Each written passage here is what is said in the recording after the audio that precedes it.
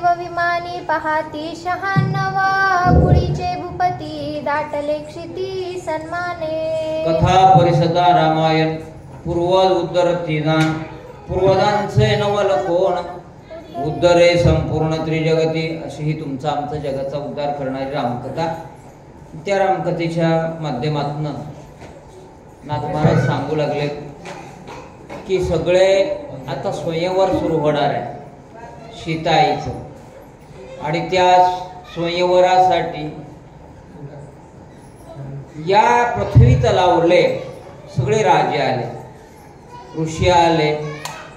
अनेक जणांना एकंदरीत कळाल्याच्या नंतर स्वर्गातनं सुद्धा अनेक जण उपस्थित राहिले।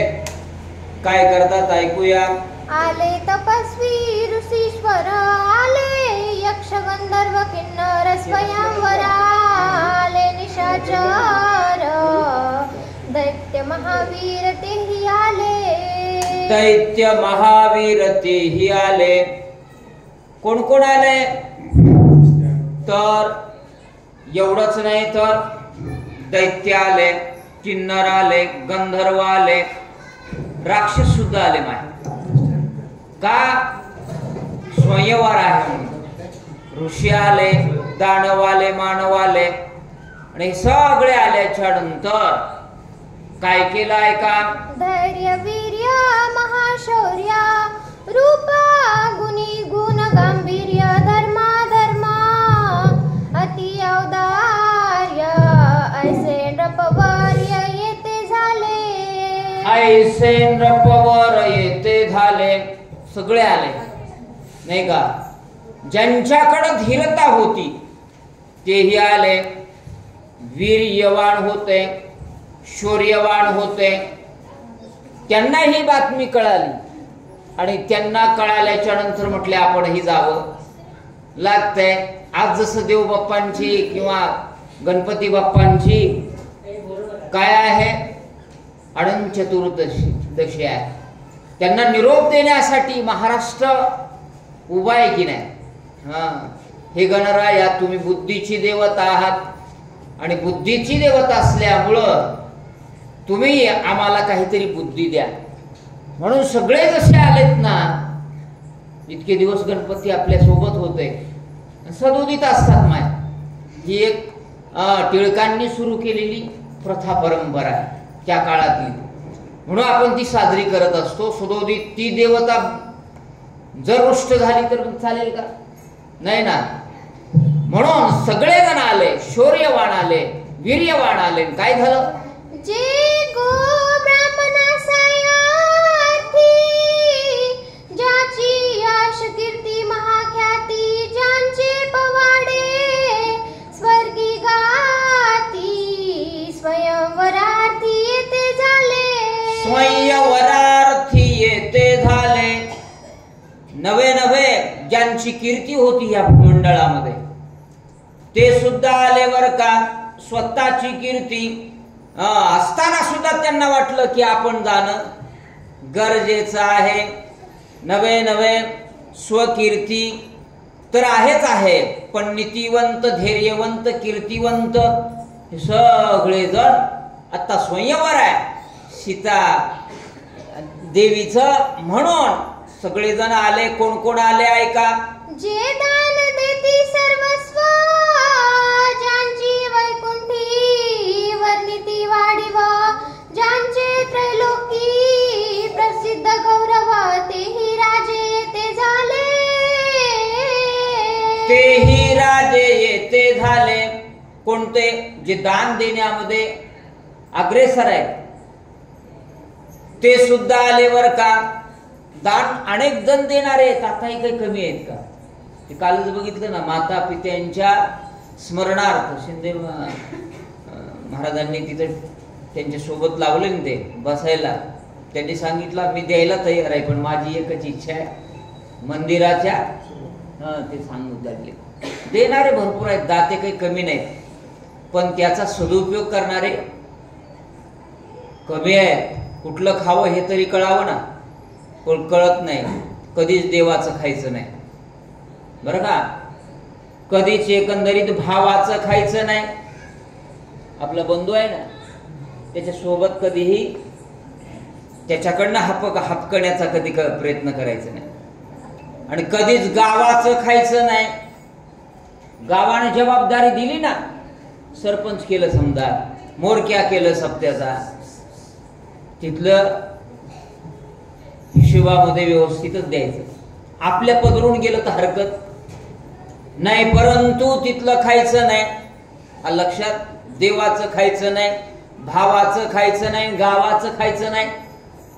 मग मात्र त्याची वृत्ती कशी होते, दानशील बनते बर का. असे कीर्तिवान राजे दान देणारे सुद्धा आले. ज्यांच्या शस्त्रांचा महामार साहोन शक्ती सुरासुर जे दानी नित्य तत्पर ते नपवर येते झाले. ते नपवर येते झाले. ज्यांच्या शस्त्रास्त्र विद्येमध्ये प्रवीण होते, ते अस्त्रास्त्र विद्येमध्ये प्रवीण होते, नवे नवे तेही आले बर का. ज्यांच्या शस्त्राचा मार पुढचे सहनच करू शकत नव्हते, एवढे नावाने गुरुजी. कुणाचं स्वयंवर आहे, सीताईचं स्वयंवर आहे. आणि त्या स्वयंवरासाठी कळाल्याच्या नंतर म्हटले चला आपणही याच्यात जरी प्रवीण आपण असलो तरीही आपण जाणं गरजेचं आहे, म्हणून तेही आले. दाने दळे बळे प्रबळ शहाण्णवा कुळीचे भूपाड येते झाले सकळ सीतार्थी केवळ स्वयंवरा. म्हणून सीतार्थी केवळ स्वयंवरा, सीतेच्या स्वयंवरासाठी आले बर का. दान देणारे असतील, शस्त्रास्त्री असतील, अस्त्रास्त्री असतील, दानशील असतील, पुण्यशील असतील, नवे नवे इथं शब्द वापरला. या सृष्टीमध्ये ज्यांचा एकंदरीत पवाडा आहे ते सुद्धा आले. का तर मला हे स्वयंवराला जायचंय म्हणून ते आले. स्वयंवरी धनुष्याचा पाना ते जनके आणावे आपण ज्यासी असेल गवान तो त्यासी गुण लाविला. ज्याशी असेल अंगवण, ज्याच्यात पुरुषार्थ आहे ना तो लावेल म्हणले. जनक महाराज ऋषी मंडळी म्हटले आता हे करा, वेळ गमवू नका. हो का, ते तुम्ही पण ठेवलाय ना, हा तो पण एकंदरीत इथं ठेवा. आणि त्या नंतर मग आपण या जानकीचं काय करावं, पाणी ग्रहण करावं. त्याच्यासाठी ऋषी मंडळींनी जनका महाराजांना सांगितलं की एवढं एवढं करावं लागतंय तुम्हाला. काय चांगली पद्धत होती. आणि मग ऋषी मंडळीचं तिथल्या जे जे उपस्थित आहे त्यांचं जनकांनी ऐकलं की नाही, ऐकूया. ऐसे ऐकोनी रायाचे वचन जनके बोलाविला प्रधान धनुष्यानावे आपण आज्ञापन स्वय केले. आज्ञापन स्वय केले. एवढं ऐकलं म्हटलं, राजानं सांगितलं, परशुरामांनी सुद्धा सांगितलं, सगळ्या ऋषी मंडळींनी सांगितलं, घेऊन या ना आता. आणि एवढं सांगितल्याच्या नंतर जनके पाचारीला प्रधान, जनकांनी बोलून घेतलं. प्रधानाला म्हटले हे ह्यांची सगळ्यांची इच्छा आहे, काय करा. तर एवढा जो पण आहे ना ठेवलेला तो एकंदरीत धनुष्य घेऊन या, आपल्याला विराजमान करायचंय, पुढची प्रक्रिया करायची आहे. जनकांनी प्रधानाला सांगितलं. पुढं काय झालं ऐका. तव बोलिले महर्षी आधी आणावे नोवरीसी मग आणावे धनुष्यासी वचन सर्वांसी मानले. पण जाणकार होते ना ते जाणकार म्हणले तसं करू नका. आधी आणावे नोवरीसी, जिचं स्वयंवर आहे ना ती मुलगी तर येऊ देणार अगोदर, आणि तिला दाखवल्याच्या नंतर मग आणावे धनुष्यासी, पुन्हा आणा म्हणले. त्याच्या अगोदर आणू मग मानले सर्वांशी, सगळ्यांना म्हटले बरोबर आहे, हे ऋषी मंडळी जे जे मोठे सांगालेत ना ते बी बरोबर आहे व सगळ्यांना एकंदरीत ही नवरी ही मुलगी बघू द्या हे आमचं म्हणणं आहे. पुन्हा धनुष्य आणा ही आट घातली महाराज. काय केलं? सीता नाकळे कर्मबंधासी, नाही जन्मली गर्भवासी, सृष्टा सज्जू न सके जीसी, राम प्रभावेसी समप्रभाव. कसा प्रभाव आहे सीतेचा? रामाच्या समप्रभाव आहे. ती ब्रह्मदेवाला कशाची आल्या? ब्रह्मदेव तुमची आमची निर्मिती करतो बरं का. आपला स्रष्टा कोण आहे? ब्रह्मदेव आहे. परंतु सीताईची निर्मिती करण्यामध्ये सीताईच निर्मिती करते, रामच निर्माता आहे. म्हणून स्रष्टा सुद्धा नातळो शकेतीसी, त्यांनी सुद्धा प्रयत्न माझे हातबल होते म्हणले. का? रामाची होणारी ही नवरी आहे मनोमन कळालं. आणि कळाल्याच्या नंतर काय केलं ऐका. श्रीराम चैतन्याची कळाची शक्ती ते जनक बाळा, तिच्या स्वरूपाचा सोहळा सभाग्य डोळा देखती. ती कोण आहे? चित्त चैतन्याची कळा, चैतन्य आहे तिच्यामध्ये. सगळं हे चालतं ना, कुणामुळं चालतं? देवामुळं चालतं ना. आणि म्हणून ती चित्कळा आहे, चित स्वरूप आहे. चैतन्य देण्याचं काम कोण करतो? देवच करतो ना. आणि त्या चैतन्य देणाऱ्या देवाला ही नवरी होणार आहे. कोण? सीताई. म्हणून बोलवलं महाराजांनी. बोलवल्याच्या नंतर आता तिचं स्वरूप पहा म्हणले कसं कसं आहे. फार अवघड स्वरूप वर्णन आहे ते. सीतेचं स्वरूप कसं आहे, पाहणं कसं आहे, एकंदरीत शरीराची ठेवण कशी आहे, हे सगळ्या गोष्टी नाथांनी वर्णन केल्यात त्या नवरीच्या. कशा कशा आहेत ते ऐका. सालंकृत गजावरी सीता बैसली नवरी, तिच्या सौंदर्याची थोरी चराचरी अनुपम्य. चराचरी अनुपम्य कशी आहे ती? तिच्या लावण्याची थोरी. स्त्रीचं सौंदर्य हे जसं मुखावर आहे तसं वागण्यावर असते, म्हणजे शीलावर असते. शीलम सर्वत्र वैधनम, रत्न म्हटलंय नारीला. शालंकृत गजावरी, शालंकृत बसवलं सर्व अलंकारासहित. कुणाला? सीताईला गजावर बसवलं. आणि बसवल्याच्या नंतर सीताई एवढ्या सुंदर वाटू लागल्या. अगोदरच सुंदर होत्या होय. जसा पांडुरंग सुंदर वाटतो ना, ही देवी सुंदर वाटते ना, गणपती सुंदर वाटतो की नाही. सगळ्या देवता सुंदर आहेत, आपणही सुंदर आहेत.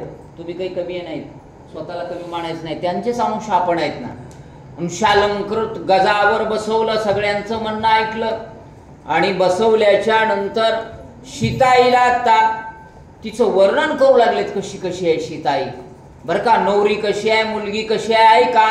शून्यत्वे वाढिले आकाश, ते शरणाले सीतेस, राम वंदावया सावकाश, मस्तकी केश ते झाले. काय झालं म्हणले नाथ महाराज? शून्यत्व वाळिले आकाश. आकाश कसं आहे? व्यापून भरलेला आहे बरं का. आणि व्यापून भरल्यामुळं किती आवाज दिला तर कुठेतरी लय पावतो पा का. मोठं आहे ना आकाश. पंचतत्वापैकी पंचमहाभूत आहेत ना, त्याच्यापैकी एक आकाश आहे. पृथ्वी, आप, तेज, वायू, आकाश. म्हणून त्या आकाशामध्ये शून्यत्व वाळिले आकाश, ते लय होऊ लागलं. परंतु ते आकाश कुणापासून आहे? नाथ महाराज सूक्ष्म वर्णन करू लागले. ते आकाश सीताई रामापासून आहे. आणि रामापासून असल्यामुळं आता कुठं बसावं मी, म्हणून तिच्या एकंदरीत केशरचनेमध्ये ते स्थिरावलं म्हटले. कोणतं? ते आकाश. आणि शून्यत्व मिळण्यासाठी त्या केशरचनेमध्ये स्थिरावलं सीताईचं. काय झालं ऐका.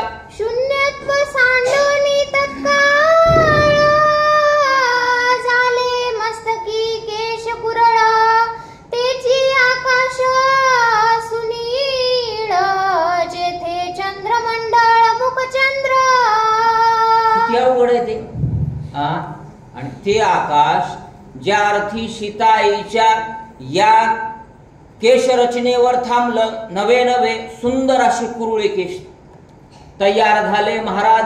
आणि मग हे भाळ जे आहे कपाळ, त्या कपाळावर सुद्धा त्या ठिकाणी स्थिरावलं आणि स्थिरावल्याच्या नंतर सुंदरपणा देण्याचं काम त्या आकाशानं केलं.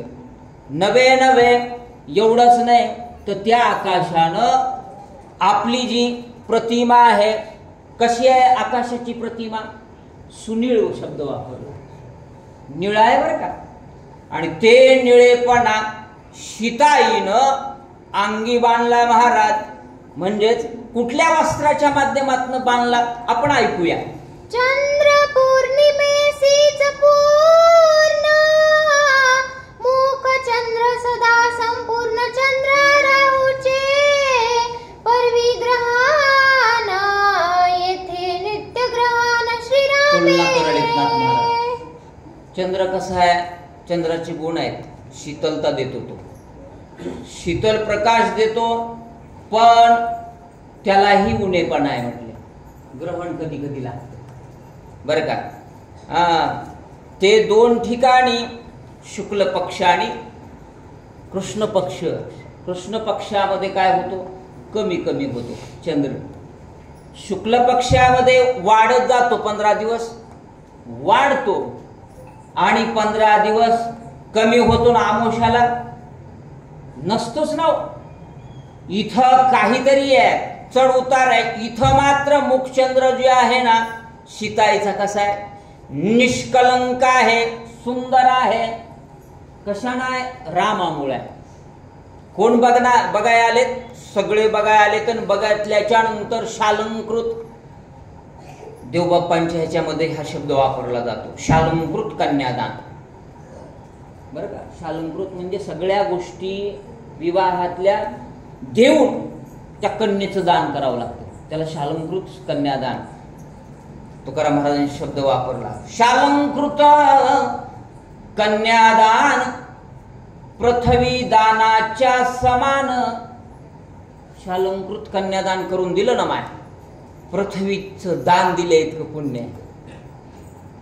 आपल्या मुलीचं असेल, भावाच्या मुलीचं असेल, नाही जमलं समजा इतरत्र पैसा जास्त असेल, दुसऱ्याच्या एखाद्या गरीबाच्या मुलीचं आपण लग्न लावून देणं, सगळ्या गोष्टी मग आपण करायच्या, त्याला शालंकृत कन्यादान म्हणतात. कुठलीच उणीव भासू द्यायची नाही, जे जे लागतं ते द्यायचं. किती पुण्य लागतंय म्हटले तुकाराम महाराजांनी सांगितले. पृथ्वी दानाच्या समान. हे आज लिहिलंय का? नाही ना.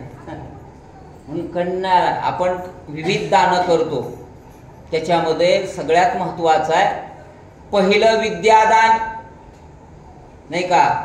आणि सगळ्यात संतांनी सांगितलं अन्नदान, रक्तदान, काय विद्यादान, कन्यादान आणि दानाचे प्रकार आहेत.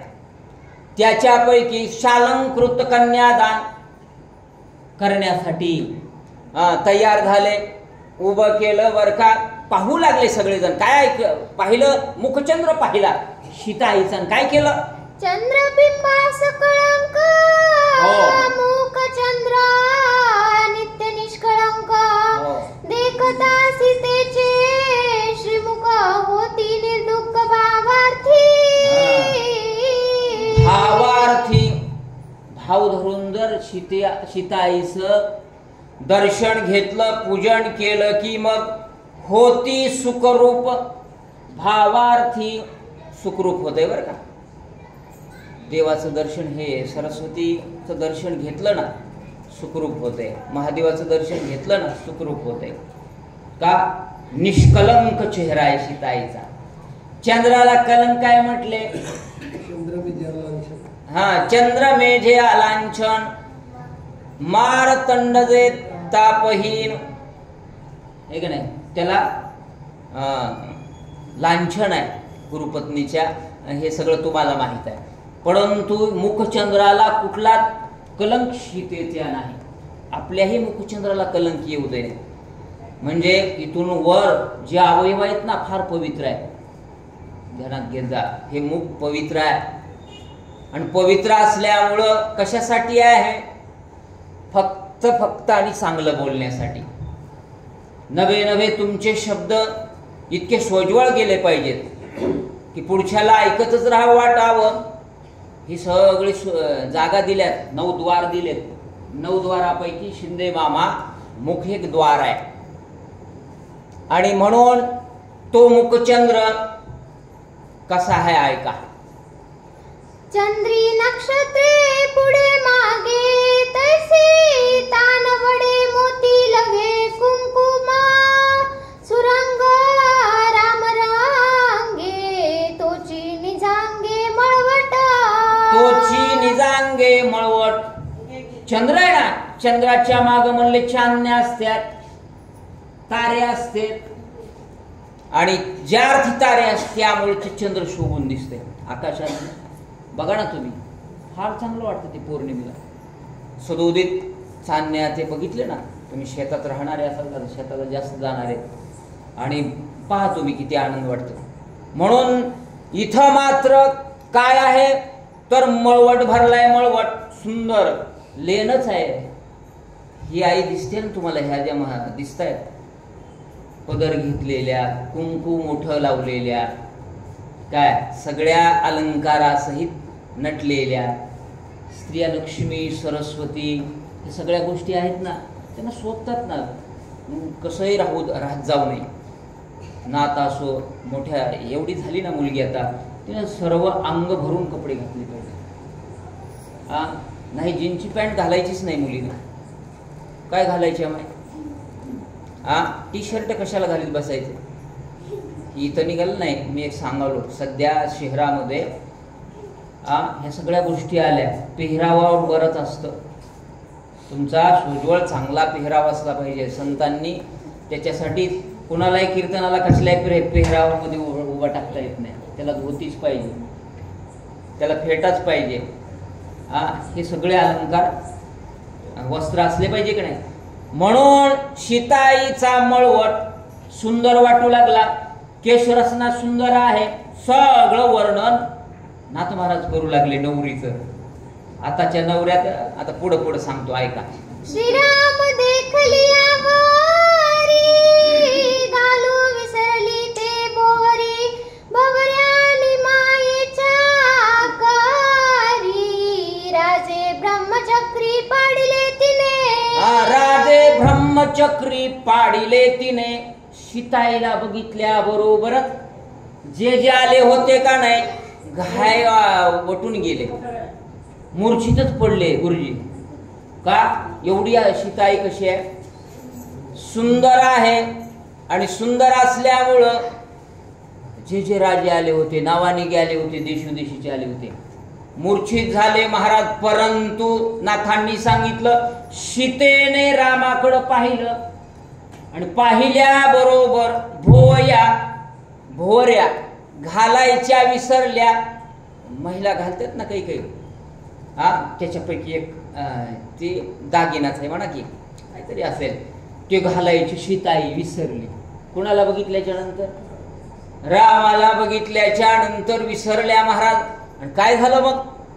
सीता ब्रह्माची भवारी रावण पडला ब्रह्मचक्री जानकी ब्रह्मेश्वरी वारी आपदा थोरी भोगिल्या. आणि रामाला बघून सीता भुलली, पण सीतेला बघून रावण ब्रह्मचक्री कळालंच नाही त्याला. इतका एकंदरीत कोण रावण? ज्याला 4 वेद 6 शास्त्र 18 पुराण नवे मुखोद्गत होते म्हणे. 10,000 वर्ष रावणानं महादेवाचं तप केलं होतं एका अंगठ्यावर. विभीषणानं 10,000 वर्ष तप केलं होतं. कुंभकर्ण भाऊ त्यानं 10,000 वर्ष तप केलं होतं अंगठ्यावर. 10 दिवस आपल्याला उपवास होईना. म्हणून महादेवाचा बाण आणि रावण काय होते, प्रिय होते. त्या खोलात जायचं नाही, तुम्हाला सगळ्यांना माहित आहे. असा रावण सीतेला बघितल्याबरोबर ब्रह्मचक्री चक्कर आली. इतकं सुंदर पण बघितल्याच्या नंतर काहीच कळना त्याला. आताची पोरं तसेच झाले. एकदा बघितलं माय काय नाही, मला तीच करायची. तसं करू नको, ही आत्याची आहे, तू ह्या जवळची आहे, तुला काय करायचं म्हणते बाबा.